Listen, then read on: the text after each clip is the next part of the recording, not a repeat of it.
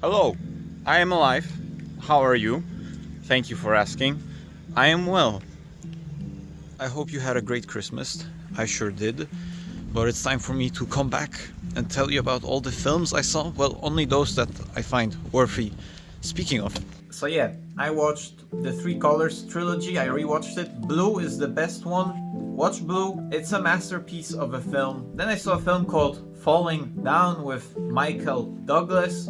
What a fun film. It's one of those films that we imagine that we could do this, right? So I'm not gonna tell you what happens in the film, but it's one of the situations that you imagine what you would do to a person, for example. And of course you don't do it because it would be very illegal, but you imagine that you would do it.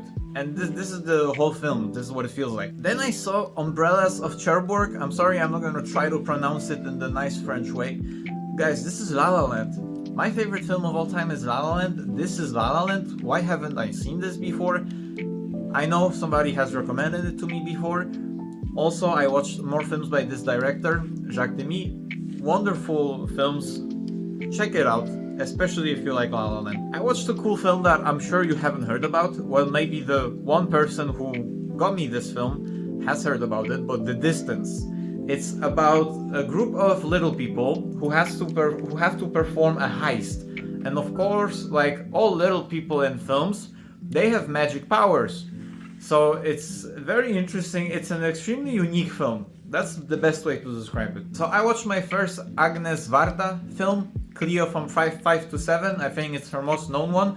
What a great film. It was amazing. I rarely see a film about a woman by a woman director. Right, so it was very interesting also that aspect, because afterwards I saw Vagabond, also by Agnes Varda, which again, it's this unapologetic main character who shouldn't really arouse any form of sympathy in you, yet she does. I saw the new Avatar in cinema and I was just casually going to see a film. I didn't know that it would be 3 hours long. Like, it's super long and you feel it. By the end of it, you feel it. I saw it in 2D. First mistake. See this film in 3D if your eyes can handle that, because there's some weird technical aspect where the scenes where you are supposed to see the visual 3D effects, the scenes where they like reach out, they are filmed in 60 frames per second, and the rest of the film is the normal 24. And yeah, it's a technicality, but it makes the whole film look very weird if you're not seeing the 3D effect. Okay, so maybe it's something I noticed, but I think you might as well. The whole film overall, it was okay. You know, it was another visual effects showcase, which is always interesting. In this one, it's like saying, oh, now we can do fire simulations, I guess, but the whole storyline plays pretty much like the previous film, which is all I'm gonna say about it.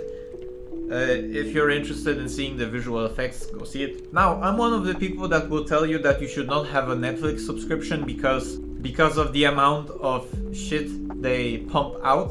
But I saw many Netflix films that are just good. One of them being Train Dreams, a beautiful film. The biggest issue I usually have with those streaming services films is that they don't look very good, because they are all shot on all these very powerful lights that really, in those huge studios, that just really makes it very easy to manufacture, right? It's like they don't have to think much about that part, but it does make it look pretty linear, like all of them look the same. But Train Dreams is actually a Netflix film that looks amazing. It's beautiful and it's a great story about a lumberjack. After I saw this film, I actually went to an American diner. This is a true story.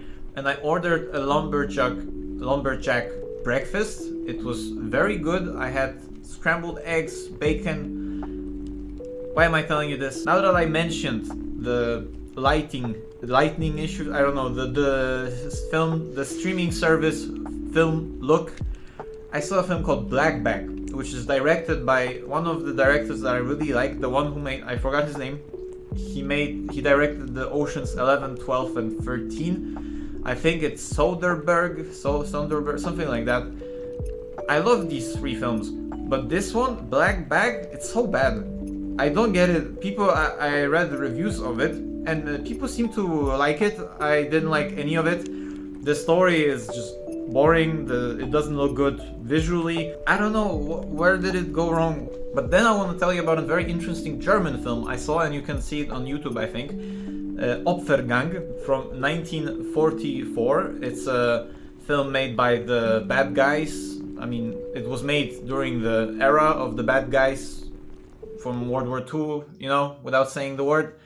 Very interesting film, a very good film. That's, I mean, doesn't have to be surprising, but a very good film about a Swedish woman who falls in love with a man who also falls in love with her. It's a beautiful love story without having very obvious propaganda purposes. Like, of course, there are, if you delve into the film, you'll find all of these propaganda aspects, but the film is good outside of that, which, you know, like I talked before about a film called Comrade Kim Goes Flying, where it's pretty straightforward what they want to tell you with it. This one you can just watch as a film and, you know, kind of turn off that political aspect. Another film I want to tell you about is my favorite Christmas film, which is, to no surprise, The Muppet Christmas Carol. I think it's the best Muppet. No, the best Muppet film is the Muppet movie, but it's very good. The Muppet Christmas Carol. I haven't seen a better Christmas film. And you can say like, oh, but there's this and this. This is my favorite one, okay? Because I really like the Muppets. And I want to end by recommending you a short film you can watch on YouTube right now. It's called Emily Mueller. That's probably not how you say that, but a great short 20-minute film with a great twist, which is why you should watch it. And then you can comment, thank you for recommending this short film.